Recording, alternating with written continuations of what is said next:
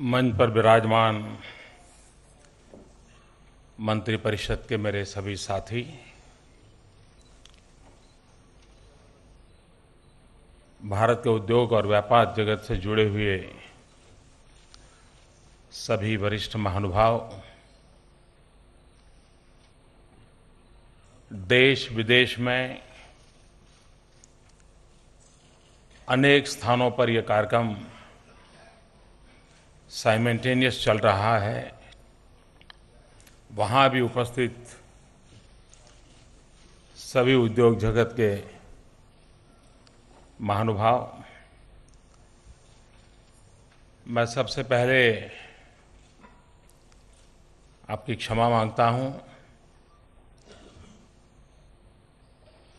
मैं देख रहा हूँ कि अनेक बिजनेस लीडर्स को आज इस सभागृह में बैठने के लिए जगह नहीं मिली है। बहुत बड़ी मात्रा में सबको खड़ा रहना पड़ रहा है। इस असुविधा के लिए मैं आपकी क्षमा चाहता हूँ, लेकिन असुविधा का कारण ये भी है, इस सभागृह को पहले कभी ऐसी आदत नहीं थी।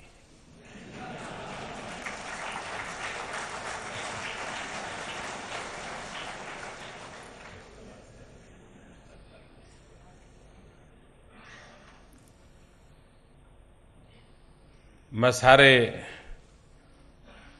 बिजनेस लीडर्स को सुन रहा था।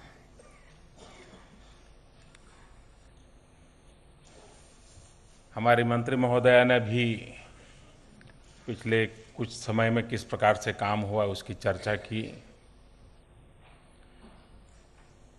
फिल्म के द्वारा भी महत्वपूर्ण इनिशिएटिव क्या क्या लिए गए हैं, ये आपके सामने प्रस्तुत किया। इतना देखने के बाद, सुनने के बाद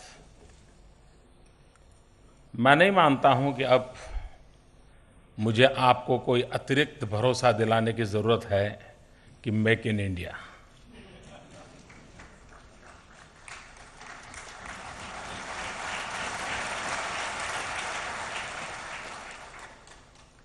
क्या हुआ पिछले सालों में?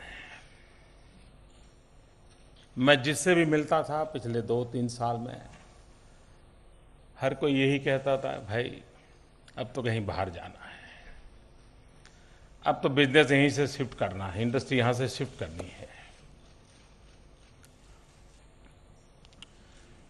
मैं उसमें राजनीतिक कारण नहीं देखता था, और न ही मैं इन बातों को सुनकर के राजनीतिक फायदा लेने के लिए कोई प्लान बनाता था। ये जब मैं सुनता था मुझे पीड़ा होती थी। क्या हुआ है मेरे देश को कि मेरे ही देश के लोग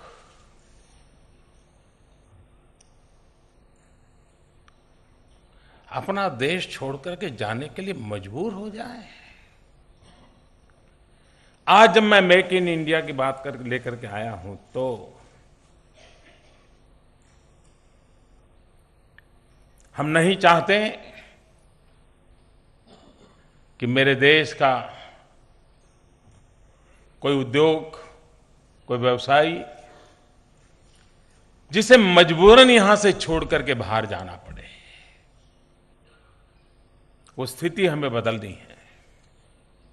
और मैं पिछले कुछ महीनों के अनुभव से कहता हूं कि हम ये बदल चुके हैं।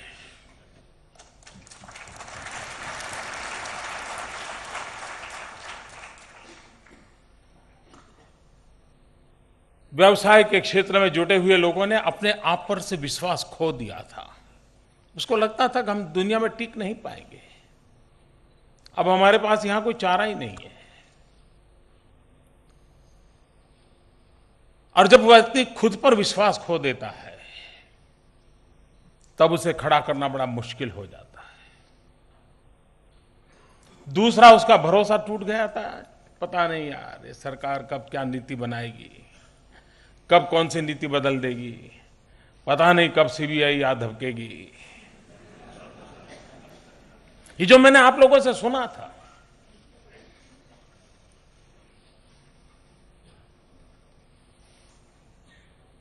कानून का राज होना ही चाहिए। जैसे कॉर्पोरेट सोशल रिस्पांसिबिलिटी की एक चर्चा है, वैसे कॉर्पोरेट गवर्नमेंट रिस्पांसिबिलिटी का भी माहौल होना चाहिए। लेकिन एट द सेम टाइम शासन की भी जिम्मेवारियां होती है, सरकार का भी दायित्व होता है। अभी देवेश जी कह रहे थे निमंत्रण देने से रुपये थोड़े आते हैं। मैं इससे सहमत हूं। सबसे बड़ी आवश्यकता होती भरोसा, विश्वास। पता नहीं हमने देश को ऐसे चलाया है कि हमने अपने ही देशवासियों पर हर बात पर शक किया है, अविश्वास किया है। मुझे इस चक्र को बदलना है। हम अविश्वास से शुरू न करें, हम विश्वास से शुरू करें, और कहीं कमी नजर आए तो सरकार इंटरवीन करे।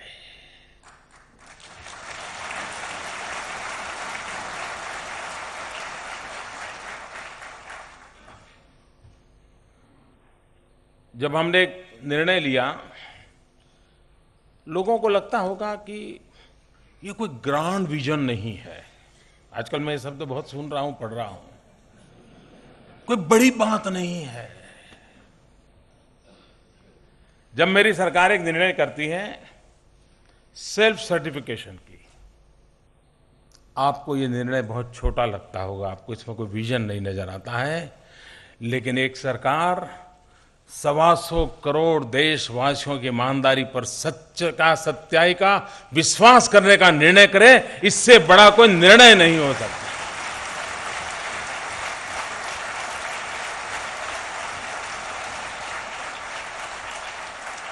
आपने हर बार उसे शख्स से देखा, वो सर्टिफिकेट देता है तो आप कहते हैं नहीं, किसी गेजेटेड ऑफिसर से सर्टिफाई करा के ले आओ।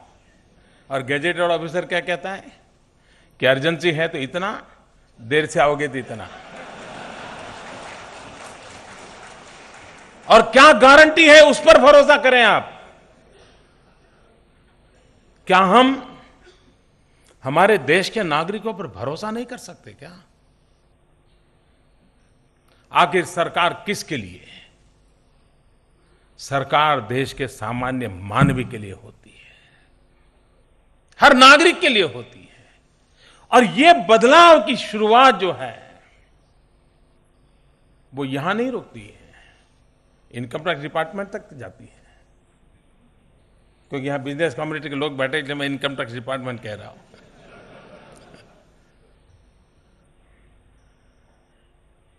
कहने का मेरा तात्पर्य यह है कि हमारी सरकार का एक मंत्र है, वो सबसे पहली हमारी प्रतिबद्धता है, हम हर देशवासी पर भरोसा करके चलना चाहते हैं।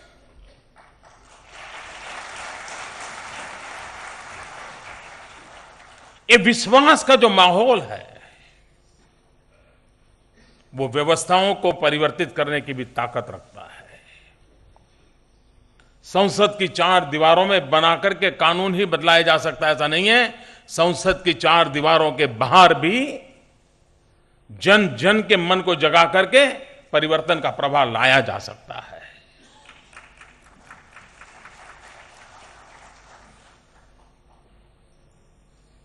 इन दिनों एफडीआई की बड़ी चर्चा हो रही है और बहुत स्वाभाविक भी है, लेकिन मैं उसे जरा अलग नजरिए से देखता हूं। भारत के नागरिकों के लिए भी एफडीआई एक जिम्मेवारी है। 125 करोड़ देशवासियों के लिए एफडीआई जिम्मेवारी है।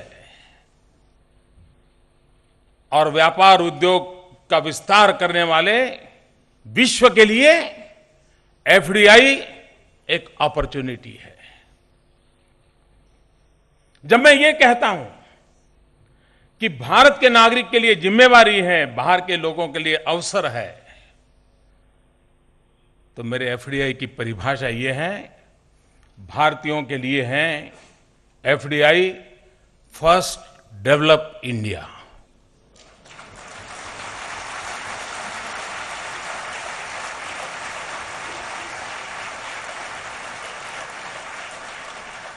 और विश्व के व्यापार व्यवसाय को विस्तार करने वाले लोगों के मैं कहता हूं, भारत एक अपॉर्चुनिटी है फॉरेन डायरेक्ट इन्वेस्टमेंट के लिए। ये दो एफडीआई की परिभाषाओं को लेकर के उस दो पटरी पर हम विकास की यात्रा को आगे बढ़ाना चाहते हैं। पूरे विश्व को इस बात की चर्चा है, लोगों के मुंह में पानी छूटता है, भारत एक बहुत बड़ा बाजार है। पहली नजर में ये लगना बड़ा स्वाभाविक है। मैं कोई बड़ा अर्थशास्त्री नहीं हूं, लेकिन जो देश या जो उद्योगकार या जो व्यापारी भारत को बहुत बड़ा बाजार मानता है, उसने कभी ये सोचा है कि उस बाजार में परचेजिंग पावर है क्या? उस नागरिक का परचेजिंग पावर है क्या?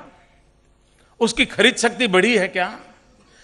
अगर वो संख्या में ज्यादा होगा लेकिन परचेजिंग पावर नहीं होगा और उसके जेब में दम नहीं होगा, तो दुनिया इतने बड़े अवसर को खो देगा।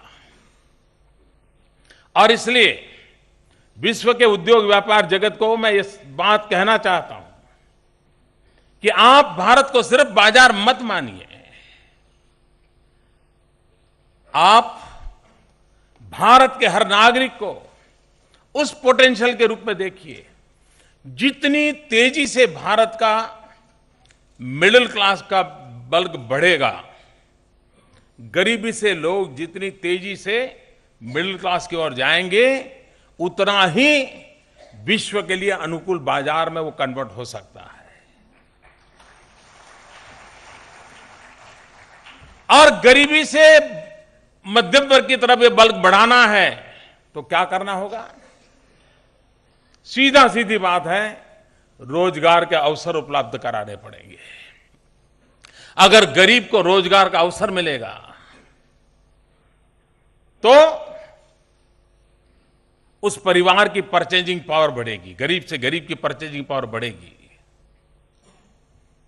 आज वो एक चीज लेनी है, 3 रुपया 5 रुपये 7 रुपये वाली मिलती है तो 3 वाली पसंद करता है, फिर वो क्वालिटी की तरफ जाएगा। अभी गुजारा करने के लिए बह रहा है। रोजगार के अवसर जितने ज्यादा बढ़ेंगे उतना ही परचेजिंग पावर बढ़ने वाला है, हमारी इकोनॉमी जनरेट होने वाली है। ये रोजगार के अवसर कैसे बढ़ेंगे?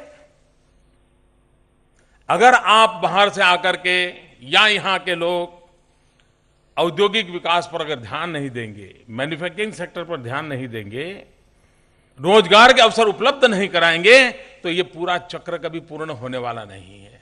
और इसलिए हम मेक इन इंडिया की जब बात करते हैं तब सिर्फ आपको एक कॉम्पिटिटिव सिचुएशन के लिए ही हम ऑफर कर रहे हैं, ऐसा नहीं है। जब हम आपको मेक इन इंडिया की बात करते हैं तब आपके उत्पादन के लिए एक बहुत बड़ा बाजार अपने आप खड़ा करने का हम अवसर देते हैं। और आखिरकार मैन्युफैक्चरर को कॉस्ट इफेक्टिव मैन्युफैक्चर की जितनी आवश्यकता है उतनी ही उसको हैंडसम बायर की भी जरूरत होती है, तभी तो उसकी गाड़ी चलती है। यहां मारुति कार कितनी ही क्यों न बने, लेकिन खरीदार नहीं होगा तो। और इसलिए हमने भारत की अर्थव्यवस्था को जिस प्रकार के बदलाव लाना है, उस बदलाव में एक तरफ मैन्युफैक्चरिंग ग्रोथ को बढ़ाना है, एट द सेम टाइम उसका सीधा बेनिफिट हिंदुस्तान के नौजवानों को मिले, उसे रोजगार मिले, ताकि गरीब से गरीब परिवार की आर्थिक स्थिति में बदलाव आए, वो गरीबी से मिडिल क्लास की ओर बढ़े और उसका परचेजिंग पावर बढ़े, तो मैन्युफैक्चरिंग की संख्या बढ़ेगी, मैन्युफैक्चरिंग का ग्रोथ बढ़ेगा, रोजगार के अवसर उपलब्ध होंगे, फिर एक बार बाजार बढ़ेगा। ये एक ऐसा चक्र है उस चक्र को आगे बढ़ाने की दिशा में ये महत्वपूर्ण काम आज ये शेर का कदम है, ये लायन का स्टेप है, मेक इन इंडिया।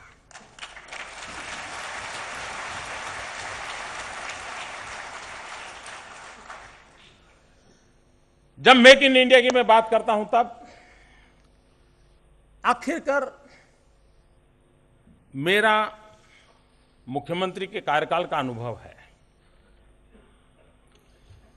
व्यापारी या उद्योगकार कोई बहुत बड़ी इंसेंटिव स्कीम से नहीं आते हैं जी। आप ये कह दो ये मिल जाएगा, वो मिल जाएगा, ये टैक्स फ्री करेंगे, वो टैक्स फ्री करेंगे, इंसेंटिव से काम होता नहीं है। हमने डेवलपमेंट और ग्रोथ ओरिएंटेड एनवायरनमेंट क्रिएट करना होता है और ये जिम्मा सरकार का है।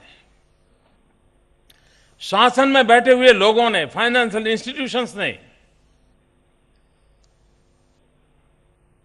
इन सारी व्यवस्थाओं की तरफ ध्यान केंद्रित करना होता है और तब जाकर के इन्वेस्टर्स के लिए एक सिक्योरिटी का एहसास बनता है। इन्वेस्टर पहले अपने इन्वेस्टमेंट की सिक्योरिटी चाहता है, बाद में ग्रोथ चाहता है और फिर प्रॉफिट चाहता है। वो पहले ही दिन प्रॉफिट नहीं खोजता है, उसको प्रॉफिट के लिए और 50 जगह पे बहुत कंपनियां पड़ी है उसके पास, उसको ये चाहिए। सरकार का प्रयास है, हमने एक के बाद एक जो कदम उठाए हैं, हम विश्वास दिलाना चाहते हैं कि आपका रुपया डूब नहीं जाएगा।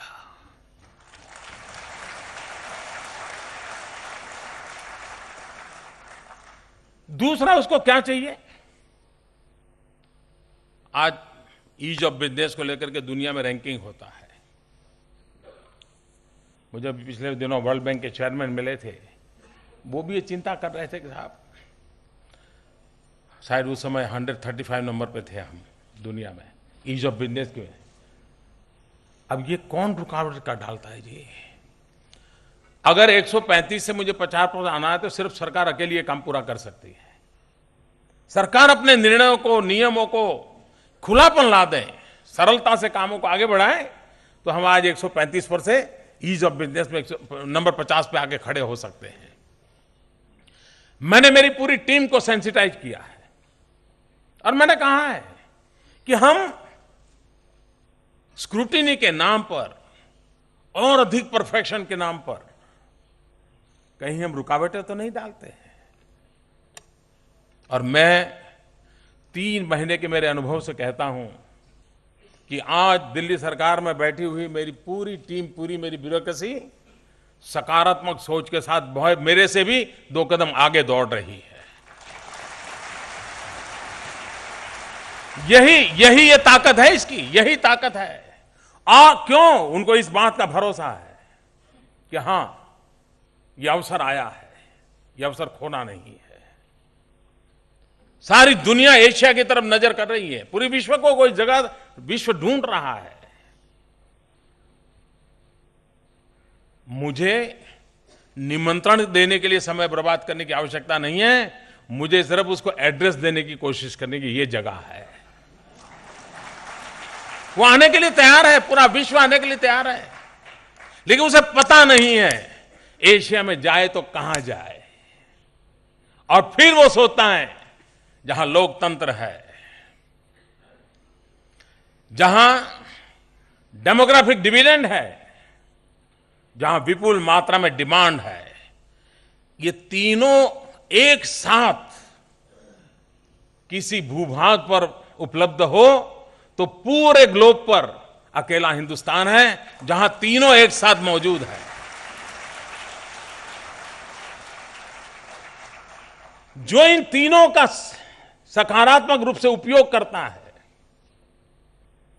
हम डेमोक्रेसी का, डेमोग्राफिक डिविडेंड का और डिमांड का, इनको सही तरीके से अगर हम तालमेल करते हैं, मुझे विश्वास है कि दुनिया को भारत का पता बताने के लिए हमें नहीं निकलना पड़ेगा। हर गली मोहल्ले में वास्को डी गामा पैदा होंगे जो हिंदुस्तान खोजते खोजते यहां चले आएंगे।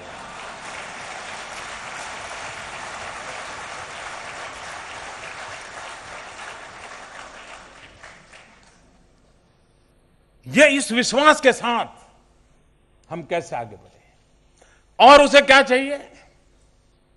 उसे इफेक्टिव गवर्नेंस चाहिए। सरकार होने से काम होता नहीं है, सरकार होने का एहसास होना चाहिए। उस दरवाजे पर जाएं तो उसको लगना चाहिए कि हां, ये जगह है जहां मेरा समस्या का समाधान होगा, या यहां से मुझे रास्ता मिलेगा कि मुझे किस रास्ते से कहां पहुंचना है। Effective governance. मैं सिर्फ गुड गवर्नेंस की बात नहीं कर रहा हूं, मैं इफेक्टिव गवर्नेंस की बात कर रहा हूं। और इन चीजों को पाने के लिए दो महत्वपूर्ण आधारों पर हम बल दे रहे हैं। आखिरकार उद्योग लगाना है तो स्किल्ड मैन पावर चाहिए, और स्किल्ड मैन पावर भी रिक्वायरमेंट के अनुरूप होना चाहिए। कहीं पर टेक्सटाइल इंडस्ट्री की संभावना है, लेकिन हम वहां पर स्किल डेवलपमेंट इंजीनियरिंग इंडस्ट्री के लिए कर रहे हैं, तो न इंजीनियरिंग इंडस्ट्री वाला क्षेत्र वाला नौकरी करने के लिए वहां चला जाएगा और नई स्किल वाले को रोजगार मिलेगा। हमें मैपिंग करना है, हम कर रहे हैं कि कौन से ऐसे क्लस्टर हैं कि जहां नेचुरल पोटेंशियल इस प्रकार का है, उस नेचुरल पोटेंशियल के अनुकूल ह्यूमन रिसोर्स डेवलपमेंट कैसे हो, वहीं पर एनवायरमेंट इश्यूज को कैसे हैंडल किया जाए, और सस्टेनेबल ग्रोथ को लेकर के किन किन बातों को सरकार अपना फाउंडेशन तय करे, उस पर हम बल देकर के आगे बढ़ रहे हैं। और अगर इस बात को हम कर रहे हैं तो मुझे पूरा विश्वास है कि जो इफेक्टिव गवर्नेंस की मैं बात कर रहा हूं वो स्किल डेवलपमेंट के द्वारा भी काम आ सकती है। आज हमारे देश में सरकार की सोच, उद्योग की सोच, एकेडमिक वर्ल्ड की सोच और जॉब सीकर नौजवान की सोच, क्या इन चारों का कोई संबंध है क्या, मेल है क्या? आई एम सॉरी टू से नहीं है। हम टूरिज्म डेवलप करना चाहते होंगे, लेकिन उस गांव में गाइड तैयार करने के लिए हमारे पास व्यवस्था नहीं होगी। गाइड कहीं तमिलनाडु में तैयार होता होगा और ताजमहल आगरा में होगा। यह कहने का तात्पर्य यह है कि चीजें छोटी छोटी होती हैं। हम अगर इन फोकस एक्टिविटी को करते हैं तो हम अपने आप स्थितियों को बदल सकते हैं। और इसलिए स्किल डेवलपमेंट भी एकेडमिक वर्ल्ड स्टडी करें कि आने वाले 20 साल में किस प्रकार के उद्योगों की संभावना है।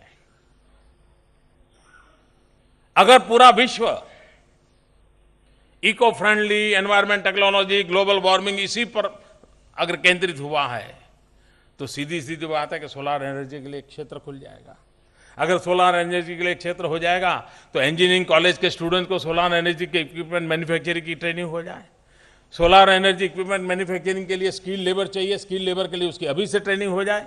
सोलार लगाने वाले उद्योगकारों को पता चल जाए कि भाई देखिए ये सारी व्यवस्थाएं हैं, ये हमारे बाड़मेर के पास बंजर भूमि पड़ी है, आइए सोलार लगाइए, हिंदुस्तान को उजाला दीजिए।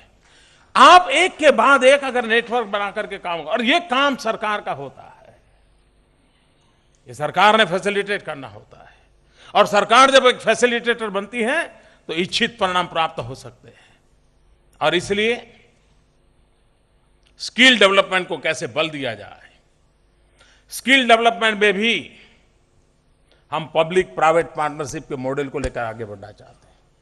हम उद्योगकारों को भी, अगर आपको लगता है कि आपकी इंडस्ट्री के लिए 400 प्रकार के नौजवान चाहिए, हम कहेंगे ये आईटीआई आप ले लीजिए, आपको जिस प्रकार का मैन पावर चाहिए यही लोकली आप उसको ट्रेन कीजिए, आपको बहुत अच्छा नौजवान मिल जाएगा, आपका कारोबार चलेगा, हमारी आईटीआई चल जाएगी, हमारे नौजवान को रोजगार मिलेगा, उसके परिवार की ताकत बढ़ेगी, उसकी खरीद शक्ति बढ़ेगी, इकोनॉमी अपने आप जनरेट हो जाएगी।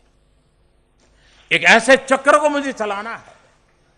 और इसलिए जब मैं अशोक चक्र की बात लेकर के आया हूं, यह हमारी आर्थिक विकास यात्रा का एक कैसे पहिया बने। जब दुनिया औद्योगिक क्रांति के कालखंड में थी, उसके पहले हम सोने की चिड़िया के रूप में माने जाते थे। लेकिन जब दुनिया औद्योगिक क्रांति के सीढ़ियां चढ़ रही थी, तब हम पिछड़ गए थे। क्यों? हम गुलाम थे। वो अवसर हमने खो दिया।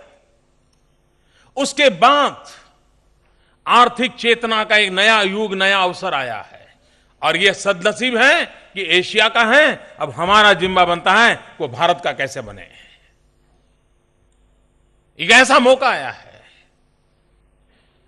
और हमारे पास सबसे बड़ा सामर्थ्यवान है।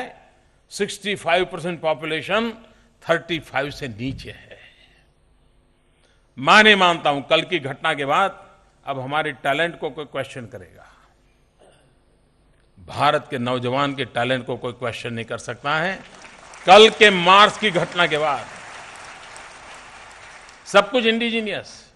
आप देखिए, उसमें जो पुर्जे बने थे ना, जिस फैक्ट्रियों में बने, उस फैक्ट्रियों की फोटो निकालनी चाहिए। देखना लगा ऐसी छोटी छोटी फैक्ट्रियां हैं जहां एक एक एक एक पुर्जा बन करके पहुंचा है, और उसमें से मार्स का मिशन सफल हुआ है। मतलब टैलेंट पे कोई कमी नहीं है। विश्वास को हम मार्स सक्सेस, ये विश्व को भारत के टैलेंट की पहचान का अवसर बनना चाहिए। भारत विश्व को अनुभूति को, हाँ भाई ये टैलेंट है। सिर्फ हमारे पास 65% पॉपुलेशन 35 से नीचे ऐसे नहीं है। हमारे पास टैलेंटेड मैन पावर है, ये सामर्थ्यवान मैन पावर है। उसको लेकर के हम चलना चाहते हैं। और दूसरी बात है डिजिटल इंडिया।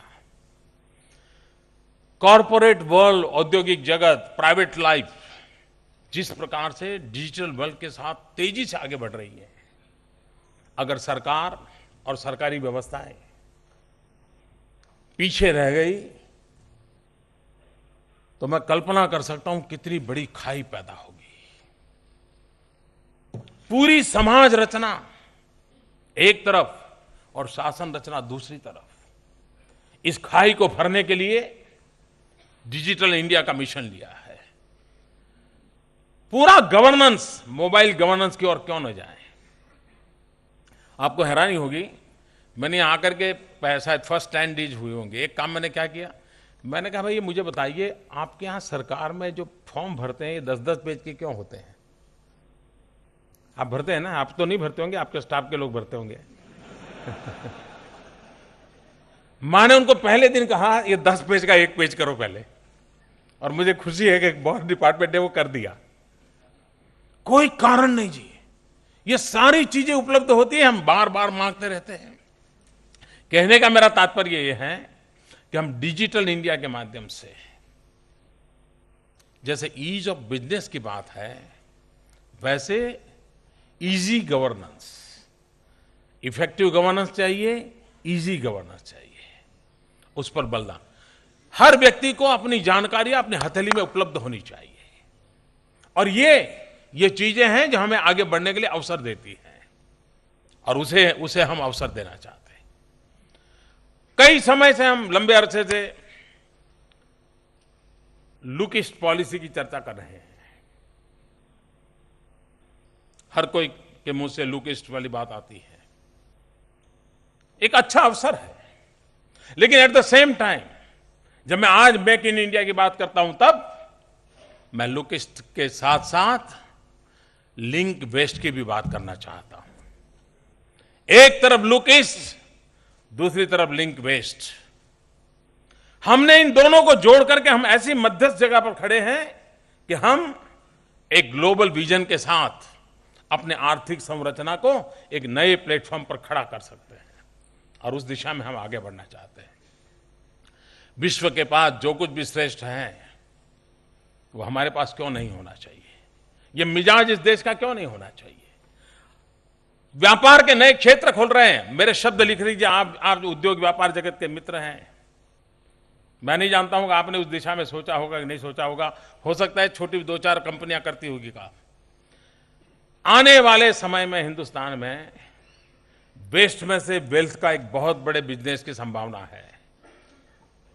वेस्ट में से वेल्थ, हम 500 शहरों को सॉलिड वेस्ट मैनेजमेंट और वेस्ट वाटर ट्रीटमेंट के लिए काम बढ़ाना चाहते हैं, पब्लिक प्राइवेट पार्टनरशिप से कराना चाहते हैं। उसी गांव का कूड़ा कचरे से आप बिजली पैदा करके बिजली के कारखानेदार बन करके बिजली बेच सकते हैं। एक बहुत बड़ा नया रेवेन्यू मॉडल आ रहा है। हम सोचे, अभी से सोचे। और मैंने देखा है जो दूर का सोचते हैं ना, मल्टीनेशनल कंपनियां आलू टमाटर बेचने के लिए निकल पड़ी थी। क्यों मुकेश भाई? क्यों? उनको पता था कितना बड़ा मार्केट है। वैसे ही बड़ी बड़ी कंपनियां ये वेस्ट में से वेल्थ के लिए आने की पूरी संभावना है। और भारत में हमने जो सफाई अभियान चलाया है, ये एक नया क्षेत्र खुल रहा है। मैं निमंत्रण दे रहा हूं उस प्रकार के उद्योग व्यापार के लोगों को, छोटी छोटी नगरपालिका में बैठ करके उसको भी एक रेवेन्यू मॉडल बना करके आइए, हम आपको निमंत्रण देते हैं। अवसर बहुत है। जिस प्रकार से मैन्युफैक्चरिंग सेक्टर का महात्मा है, इंफ्रास्ट्रक्चर भी भारत अब उस इंफ्रास्ट्रक्चर से नहीं चल सकता है जहां हमें पहुंचना है। ज्यादा हमारे देश में इंफ्रास्ट्रक्चर की बात होती थी तो रेल, रोड, पोर्ट, एयरपोर्ट, बात पूरी। नेक्स्ट जनरेशन इंफ्रास्ट्रक्चर की ओर हमें जाना है। हमें हाईवेज भी चाहिए, हमें आईवेज भी चाहिए। When I say I ways, information ways, and that is for the digital India. हमें इलेक्ट्रिक की ग्रिड है तो हमें गैस की भी ग्रिड चाहिए, हमें वाटर ग्रिड भी चाहिए, हमें ऑप्टिकल फाइबर का नेटवर्क चाहिए। हम एक ऐसे हिंदुस्तान का सपना देख रहे हैं और इसमें प्राइवेट पार्टी के इन्वेस्टमेंट के लिए उसको अपना नसीब आजमाने के लिए एक बहुत बड़ा अवसर है। पब्लिक प्राइवेट पार्टनरशिप के मॉडल पर हम आज जहां हैं वहां से अपने आप को अपग्रेड कैसे करें। जिन क्षेत्रों में हमने कदम नहीं रखा है वहां कदम कैसे रखें। हमने पोर्ट डेवलपमेंट तक अपने आप को केंद्रित किया। समय की मांग है हम पोर्ट लेड डेवलपमेंट की ओर आगे बढ़े। पोर्ट हो, वेयर हाउसेज का नेटवर्क हो, कोल्ड स्टोरेज का नेटवर्क हो, रोड्स हो, रेल हो, पोर्ट के साथ एयरपोर्ट भी हो। ये जब तक हम पूरा एक क्लस्टर के रूप में डेवलप नहीं करते हैं, हम ग्लोबल मार्केट की दुनिया में अपनी जगह नहीं बना सकते हैं। और इसलिए हम उस पर बल देना चाहते हैं। एक बहुत बड़ा क्षेत्र है जिसमें आप आकर के अपना नसीब आजमा सकते हैं। कहने का तात्पर्य यह है कि इंफ्रास्ट्रक्चर भी सिर्फ सुख सुविधा का विषय नहीं है। अगर हमें टूरिज्म डेवलप करना है, ऐसा अनुमान है कि दुनिया में सबसे ज्यादा ग्रोथ अगर किसी इंडस्ट्री का है तो टूरिज्म इंडस्ट्री का है। क्या भारत इसको कैप्चर कर सकता है? तो टूरिज्म के लिए भी एक बहुत बड़े इंफ्रास्ट्रक्चर की आवश्यकता है। हॉस्पिटैलिटी इंडस्ट्री के लिए बहुत बड़ा स्कोप है हमारे यहां। इतने सारे एवेन्यूज हैं, उन एवेन्यूज को हम कैसे लें। और इसलिए मैं आप सबसे आग्रह करता हूं, जो भी सोचते थे बस अब जाएंगे कहीं, मैं कहता हूं जाना नहीं है। ये देश आपका है। यहां इतना फलो फुलो कि फिर बाहर कदम रखो तो उसका एक आनंद और है। मजबूरन जाना पड़े इसका कोई आनंद नहीं होता है। और मैं चाहता हूं हिंदुस्तान की कंपनियां भी मल्टीनेशनल बने, हिंदुस्तान की कंपनियों के भी दुनिया के अंदर अपने हाथ पैर हो, ये हम चाहते हैं। लेकिन अपनी धरती को हम मजबूत बनाएं, यहां के नौजवानों को रोजगार देने के लिए हम कदम उठाएं। और ये एक ऐसी सरकार है जो विकास को समर्पित है। ये ऐसी सरकार है जिसका ये पॉलिटिकल एजेंडा नहीं है, ये आर्टिकल ऑफ फेथ है। और इसलिए मैं कहने आया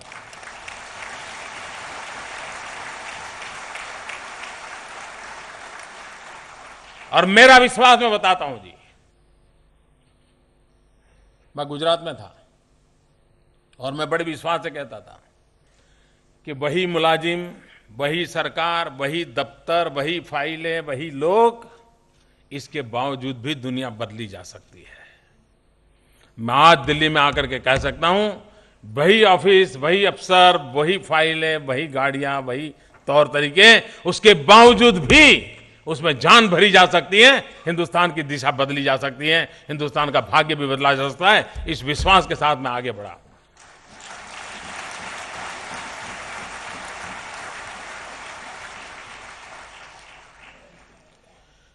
हमारी विकास यात्रा में एक सबसे बड़ी रुकावट यह बनी है, कुछ निर्णय केंद्र करता है और ज्यादा से ज्यादा इंप्लीमेंटेशन स्टेट में करना होता है। और अगर दोनों के बीच मेल नहीं है तो उद्योगकार को समझ नहीं आता है, इन्वेस्टर को समझ नहीं आता है कि दिल्ली जाऊं कि राज्य की सरकार के पास जाऊं। वो उलझन में रहता है। अब ये उलझन नहीं रहेगी। मेरा ये मत है कि राज्यों का विकास भी भारत के लिए ही होता है। अगर राज्यों में इन्वेस्टमेंट आता है तभी तो भारत में इन्वेस्टमेंट आने वाला है। राज्य और केंद्र मिलकर के एक टीम के रूप में काम करें, कंधे से कंधा मिलाकर के काम करें। केंद्र के पास कोई प्रपोजल आए तो राज्य के पास केंद्र खुद चला जाए, आइए भाई हम मिलकर के इसको क्या मदद कर सकते हैं। राज्य के पास कोई प्रपोजल आ जाए, केंद्र की मदद की जरूरत है, खुलेआम राज्य केंद्र के पास आ जाए, दोनों मिलकर के रास्ता निकाले, चीजें आगे बढ़ने लगे। ये एक बहुत बड़ी आवश्यकता पैदा हुई है और इस आवश्यकता की पूर्ति के लिए केंद्र और राज्य, आप देखिए, हम करंट अकाउंट डेफिसिट की चर्चा करते हैं, एक्सपोर्ट इंपोर्ट इंबैलेंस की चर्चा करते हैं, लेकिन किसी राज्य को पूछोगे भाई आपके यहां एक्सपोर्ट प्रमोशन के लिए कोई एक्टिविटी है क्या? नहीं है। उसको लगता है केंद्र का काम है। मैंने आकर के ही मैंने राज्यों को बुलाया, मैंने कहा भाई देखिए, एक्सपोर्ट प्रमोशन क्योंकि मैन्युफैक्चर आपके यहां है, उसका आप हिम्मत बढ़ाइए, उसको विश्वास दीजिए, वो एक्सपोर्ट करने के लिए आगे बढ़े, भारत सरकार के नीति नियम उसके काम आए।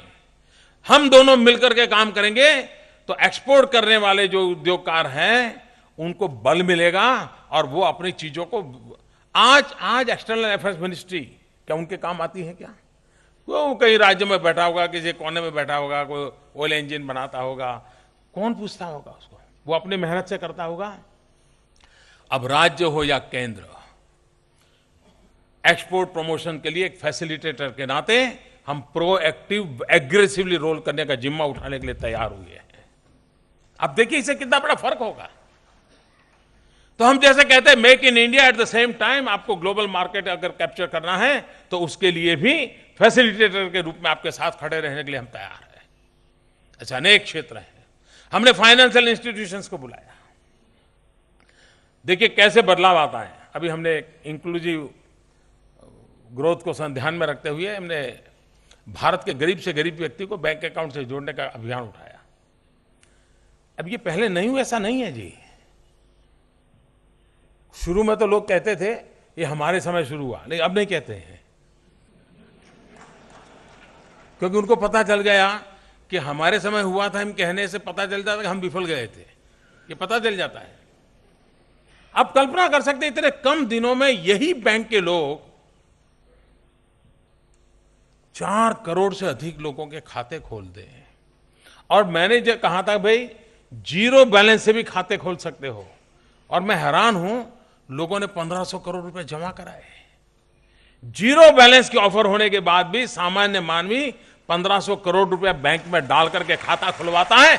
यह विश्वास है, यही तो विश्वास की ताकत है। बैंकिंग सेक्टर के लोग इतनी तेजी से मूव करें, ये सरकार कितनी तेजी से आगे बढ़ रही है उसके लिए एक महत्वपूर्ण मानदंड बन सकता है। फाइनेंशियल इंस्टीट्यूशंस भी ग्रोथ और डेवलपमेंट के साथ अपने आप को जोड़े, ग्रासरूट लेवल पर वेल स्प्रेड हर कोने में इस विकास की यात्रा को आगे बढ़ाएं, उस दिशा में हम प्रयास कर रहे हैं। मेरा कहने का मतलब यह है कि आज मेक इन इंडिया ये नारा नहीं है, ये मेक इन इंडिया, ये सिर्फ निमंत्रण नहीं है।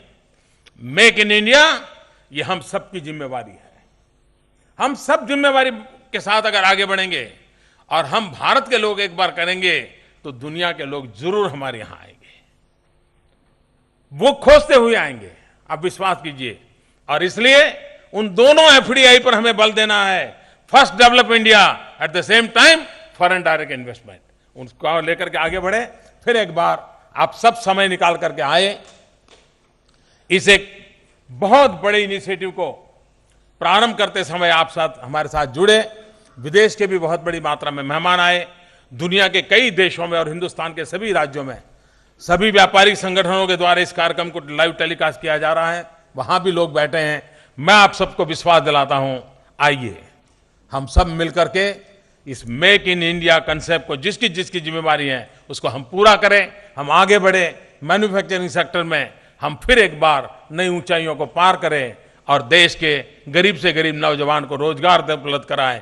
गरीब को रोजगार मिलेगा, भारत के आर्थिक चक्र को और गति से चला पाएंगे। इसी एक विश्वास के साथ आप सबको बहुत बहुत शुभकामनाएं। नवरात्रि की आप सबको बहुत बहुत शुभकामनाएं। मेरे व्यक्तिगत जीवन में, हमारी राजनीतिक यात्रा के जीवन में भी आज का दिवस बड़ा महत्वपूर्ण है कि आज 25 सितंबर जिनके आदर्श और विचारों की प्रेरणा से लेकर के हम लोगों ने अपनी राजनीतिक यात्रा शुरू की, वो पंडित दीनदयाल उपाध्याय जी की आज जन्म जयंती है, जिन्होंने एक आत्म मानव दर्शन दुनिया को दिया है।